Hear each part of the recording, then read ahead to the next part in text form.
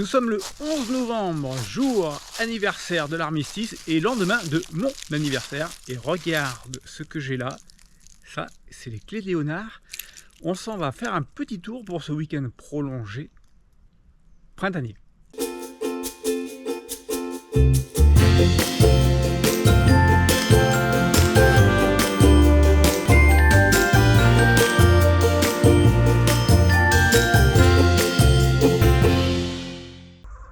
Alors, où sommes-nous? Nous sommes dans le département de l'Ain, pas très loin de Villars-les-Dombes, au camping Le Large, un petit camping des étoiles sans prétention, mais bien pratique.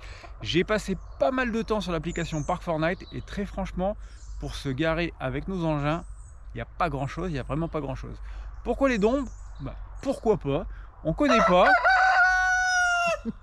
Lui, c'est notre voisin pour cette nuit. Léonard, il est à 200 mètres.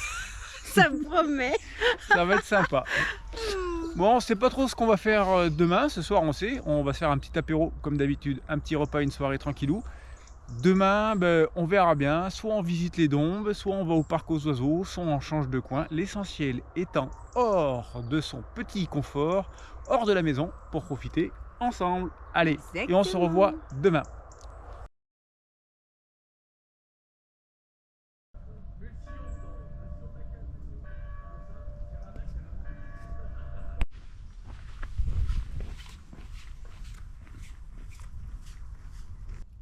Escapade avec Léonard, jour 2, regarde l'environnement où on est.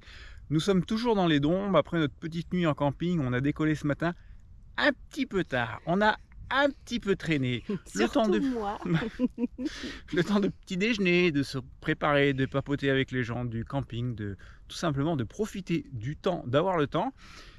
C'est le début d'après-midi là, je crois. La lumière pointe enfin à travers la brume qui a mis du temps à se dissiper et voilà ce qu'on découvre en faisant une petite boucle de rando. C'est magnifique, on est tout seul, c'est peinard et on te montre tout ça.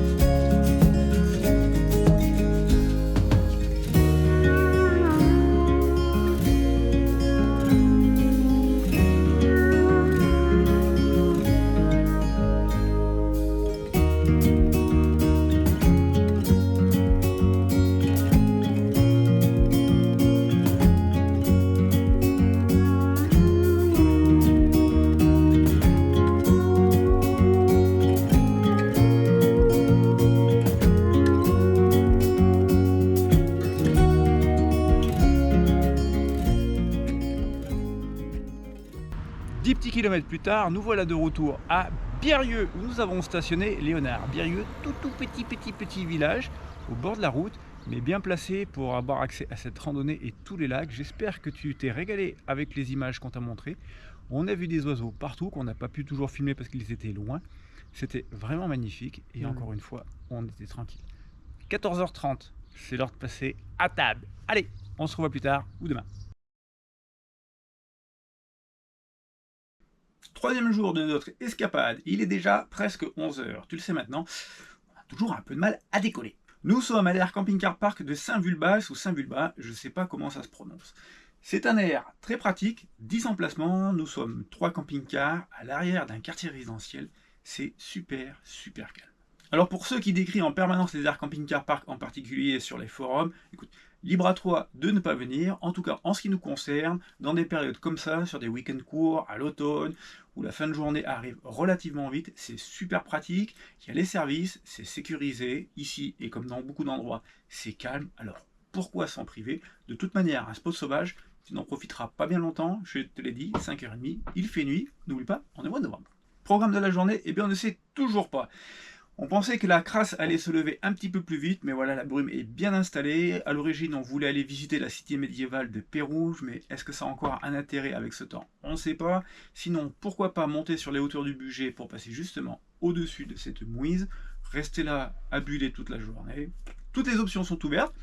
Quoi qu'il en soit, tu découvres ça en même temps que nous. Finalement, c'est l'option Pérouge qui aura été retenue. Écoute, même avec ce temps, ce village est vraiment magnifique, super bien restauré. Des bâtisses vraiment très belles avec beaucoup d'histoire et beaucoup d'âme. Bon, petit bémol, on a voulu faire les touristes.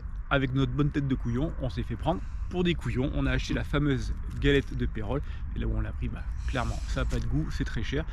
Je ne dis pas que c'est pareil pour toutes les galettes, mais en tout cas là, on s'est fait clairement avoir. On continue notre petite journée. Je te montre les images de Pérouge, pardon, Pérol c'est ailleurs. Je te montre les images de Pérouge tout de suite. Et puis pour la suite du programme, eh bien, on va voir.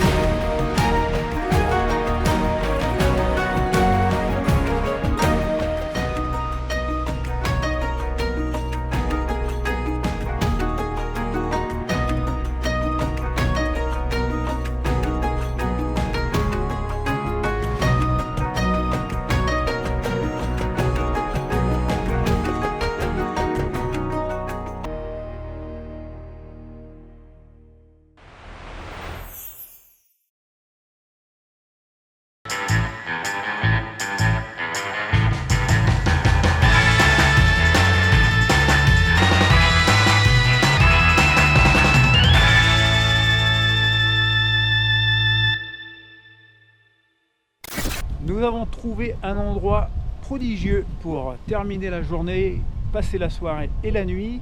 Nous sommes au cœur du Bugey et je dirais même au sommet du Bugey puisqu'on a un peu plus de 1000 mètres d'altitude au niveau du calvaire de Porte que tu dois apercevoir juste derrière moi, vers le col de Porte, ça ne s'invente pas.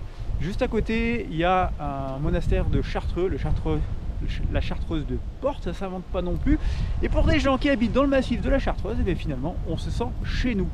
Écoute, le spectacle est magnifique, regarde ça, je te montre. Je ne sais pas si tu reconnais au fond les massifs que tu vois. Et il y a l'Isère, la Savoie et le maître des lieux tout au fond là-bas, le Mont Blanc.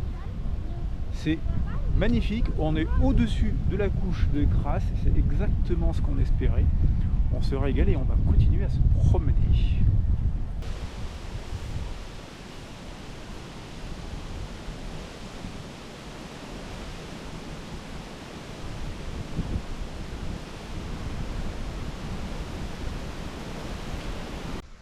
C'est tout ce que tu verras du monastère. Les moines ayant fait vœu de solitude et de silence, bien entendu, on respecte. Ça nous a permis avec Nat de faire une belle petite balade d'un peu plus d'1 heure en profitant de la nature, de l'automne. Regarde, les couleurs sont là. Et à 1000 mètres, je peux te dire qu'il n'y a pas que les couleurs. Le bout des doigts le ressent bien, le froid arrive, la fin de journée arrive, le soleil va se coucher. Et nous, on ne devrait pas se coucher tard non plus parce qu'on en a encore bien profité ce soir. On rejoint Léonard. Fin de la 3e journée, demain, comme d'habitude, on ne sait pas, on verra. À demain. 4e et dernier jour de notre escapade, nous sommes le matin et pour une fois on s'est levé tôt, on était sur le pied de guerre à 7h30, là il est à peu près 9h, le soleil n'est pas encore là, la lumière est déjà belle et le temps un poil frisqué. Regarde derrière moi, toujours ces couleurs d'automne qui sont absolument magnifiques et regarde encore derrière moi où Léonard est posé, on est super tranquille.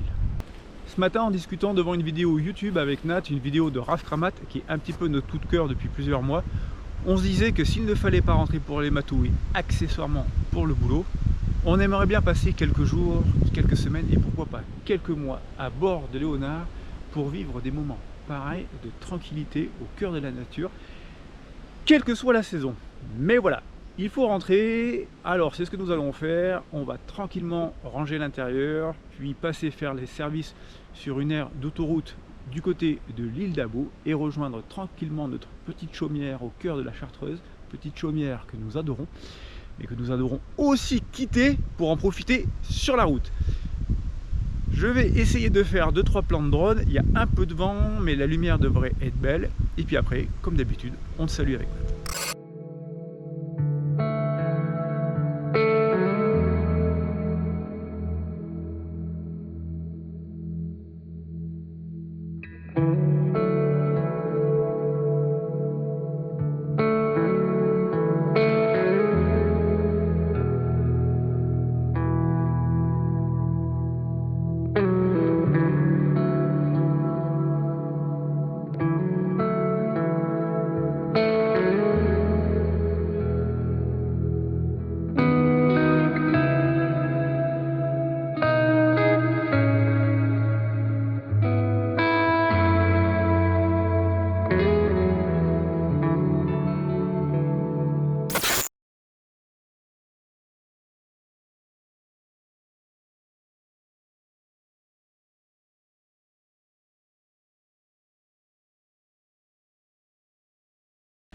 Bon, j'ai eu beaucoup de mal à faire voler le drone.